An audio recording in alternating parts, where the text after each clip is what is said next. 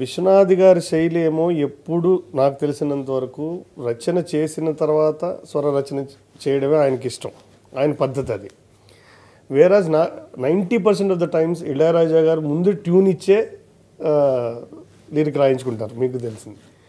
వీళ్ళిద్దరు కాంబినేషన్లో ఇది ఎలా కుదిరిందంట? నేను ఈ ఆకాశంలో ఆశలహరి వీళ్ళు పల్లవి రాసిన తర్వాత దాని చరణాలు ట్యూన్ ఇచ్చారు. ఓకే. కానీ అక్కడ నేను కూడా కొంచెం గర్వంగానే చెప్పుకుంటాను, ఆ ట్యూన్కి పల్లవులకి మళ్ళీ తేడా వచ్చినట్టు అనిపించకుండా తన్నన్న తానన్న తరనా తన్నన తానన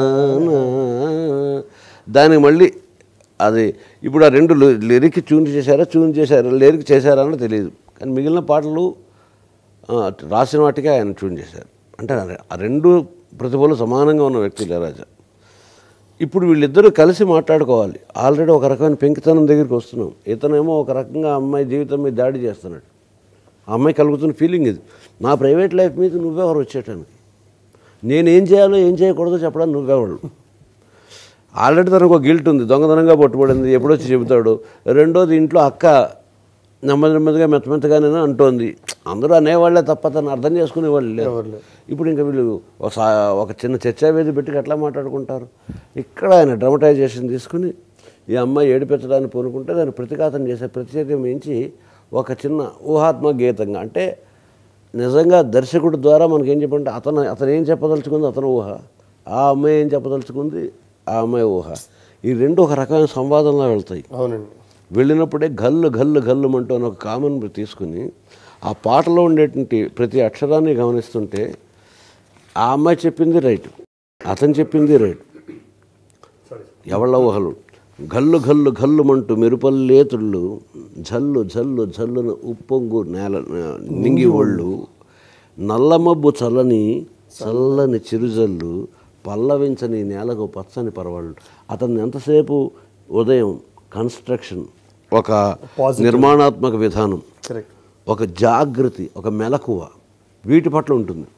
సో నువ్వు ఇప్పుడు సవ్యంగా తాళం నన్ను వెక్కిరించడం ఇవి కాదు ఇక్కడ ఇంపార్టెంట్. నువ్వు సవ్యంగా తాళం అయ్యి అది వేస్తే అది మెరుపులాగా మోగుతుంటే, అది మెరుపులాగా నీకు పాదం తుళ్ళుతుంటే ఆకాశం తాలూకు ఒళ్ళంతా ఉప్పొంగుతుంది, ఒక చిరుజల్లు వస్తుంది, దాహంతో ఉన్న నేల పచ్చని చివుళ్ళు జరుగుతుందని చెప్తే దాన్ని సరిగ్గా అందుకున్న అమ్మాయి గల్లు గల్లు గల్లు మన మెరుపల్లేతుళ్ళు, మెరుపు నాట్యానికి ఒక విశృంఖలతో కూడా అర్థం వస్తుంది.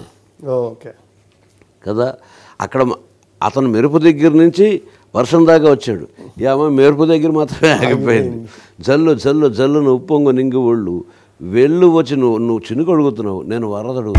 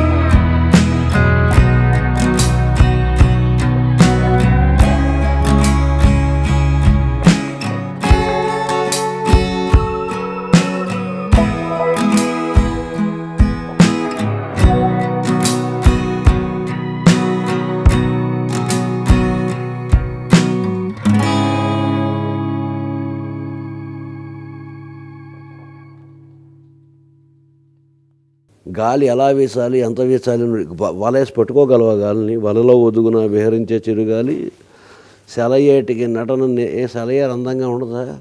దానికి ఏ డ్యాన్స్ మాస్టర్ అని వచ్చి నేర్పాడు. నేను ఎలా నడవాలి, నేను ఎలా చేయాలి, నువ్వు చెప్పొద్దు. లయకే నిలయమై నీ పాదం సాగాలి,